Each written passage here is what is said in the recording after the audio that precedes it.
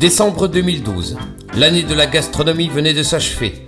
Mais une question restait en suspens. Une question vitale. Les frites sont-elles belges ou françaises? Pour moi, elles sont belges, bien sûr. Mais les Américains les appellent French fries et non Belgian fries. Il fallait enquêter à charge et à décharge. Alors, Bruce Sélichouz organisa un débat d'experts incorruptibles dans le cadre du festival Frites Côte. Ils invitèrent deux historiens gastronomiques belges, Pierre Leclerc et Roel Jacobs, et une française, Madeleine Ferrière. Le débat fut présidé par Philippe Ligron, un Suisse à la neutralité indiscutable. Toujours prêt à se faire un paquet de frites, Albert Verdeyen se fit l'avocat de notre belgitude. Les débats avaient à peine commencé qu'ils tournaient déjà aux pickles. Pierre Leclerc nous lut quelques mots assassins d'un dénommé Georges Barral. Ce sont les proscrits français de 1851 qui les ont introduits à Bruxelles. Auparavant, elles étaient ignorées des Belges. C'est la frite d'origine française qu'on appelle à l'origine la frite Pont-Neuf. On peut avoir l'impression que dans cette préhistoire, à plusieurs reprises, il y a beaucoup de références françaises et surtout parisiennes. Le public était sidéré. On nous racontait que notre frite serait donc née sur un pont de Paris pendant la Révolution française et que les marchands la faisaient frire dans de grandes marmites et la vendaient au tout venant. C'était finalement une fille de la cuisine de rue, parce que la cuisine des rues est la seule à ce moment-là à pouvoir faire de la friture.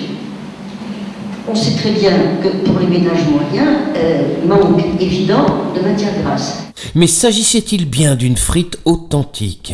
À cette époque, comme on l'avait dit, la poêle de terre frite, ce sont des pommes de terre coupées en rondelles, passées à la poêle dans du beurre.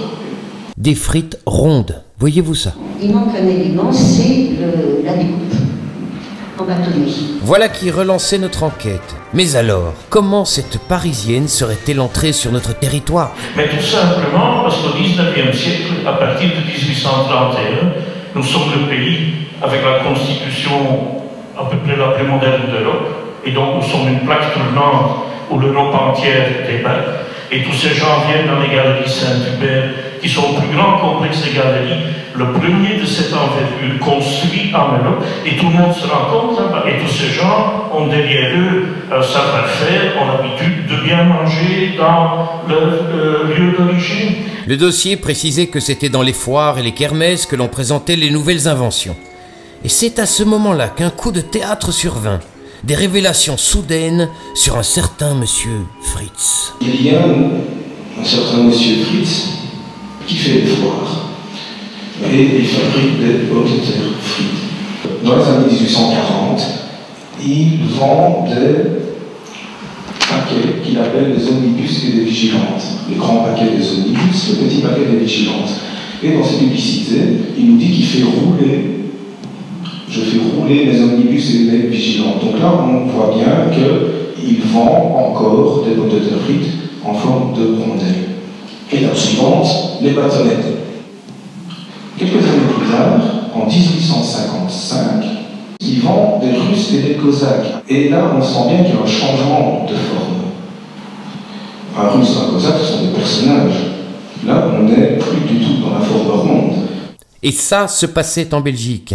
Suite à ce retournement brutal de situation, Madeleine Ferrière sembla vouloir noyer le poisson. La naissance de la frite, on s'en manque un petit peu. Ce qui nous intéresse, à nous, c'est la naissance du beefsteak comme frite. On ne mange jamais la frite seule.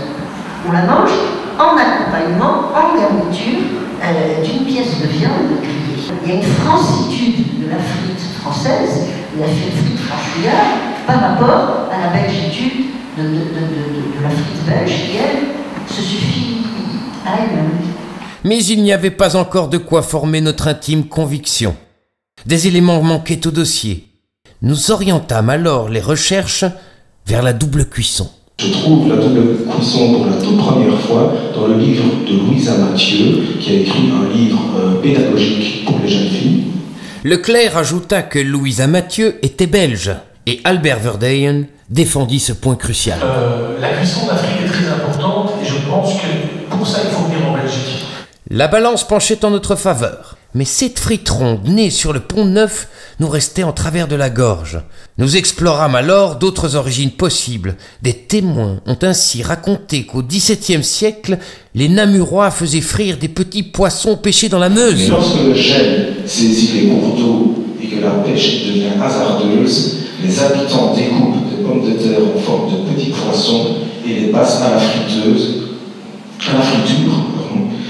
Ces faits étaient établis bien avant la Révolution française, en 1680. Et en plus, en 1680, à Namur, on ne connaissait pas la pomme de terre. Ça pose un gros problème. La pomme de terre est introduite à Namur aux environs de 1740. La thèse d'une préhistoire belge s'effondrait. L'ancêtre de la frite était donc parisienne. Moi, ça ne me gêne pas trop. Si dans la préhistoire de la frite, Paris est premier et Bruxelles est deuxième, je dirais que pour un Bruxellois, c'est beaucoup plus facile de faire brillant second que pour un Parisien. Et si on scène la question sur qui a une culture de la frite, en parlant donc du bâtonnet, de Facui, etc., je crois que ça c'est la bonne question, car ma conviction est que la seule réponse possible, c'est que c'est nous. Ce brillant plaidoyer réveilla le jury, qui prit alors parti pour la belgitude. Mais moi je crois que l'idée la plus géniale, c'est pas d'avoir mis des frites dans un bain d'huile, c'est d'avoir mis des frites dans un cornet. Et on mange la frite avec la sauce, c'est typiquement belge. Dans tous les quartiers, dans toutes les villes, dans toutes les communes, il y a des fritures. En France, ça n'existe pas. Hein.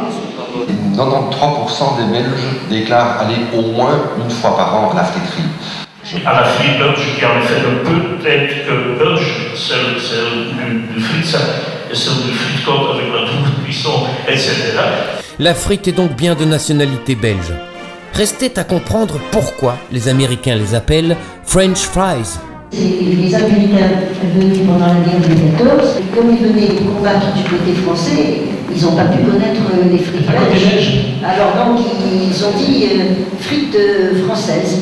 Alors c'était injuste pour vous, mais ensuite ce mot s'est répandu. Mais quand les Français ont refusé leur soutien à George Bush pour la guerre d'Irak, des Américains ont changé French fries, frites françaises, en Freedom fries, frites de la liberté. Et c'est alors que... Notre ambassadeur à Washington a cru bon de faire une mise au point, et vous savez pas ce qu'il a dit. Il a dit de toute façon, les frites elles sont belges. L'affaire était bouclée. Il ne restait plus qu'à conclure avec saveur, en toute neutralité. Vous avez pris cette frite sous votre aile protectrice, vous la faites merveilleusement bien, alors disons qu'elle est belge. Voilà. La messe était dite, la frite rentrait au bercail, et désormais... Plutôt que d'humblement parler de French fries quand on parle des anglophones ou quand on est à l'étranger, je propose qu'à partir d'aujourd'hui on parle tous de Belgian fries parce que c'est vraiment plus légitime au niveau de l'usage contemporain de la frite. Voilà. Il faut garder la tête haute et diffuser, donc dorénavant Belgian fries. J'imaginais que Madeleine devait être un tout petit peu déçue. Ça n'a pas d'importance. Je vais me consoler. Vous savez, je m'appelle Madeleine. Vous savez ce que je vais faire après le débat? Je vais prendre le tram 33 et je vais manger des frites chez vous.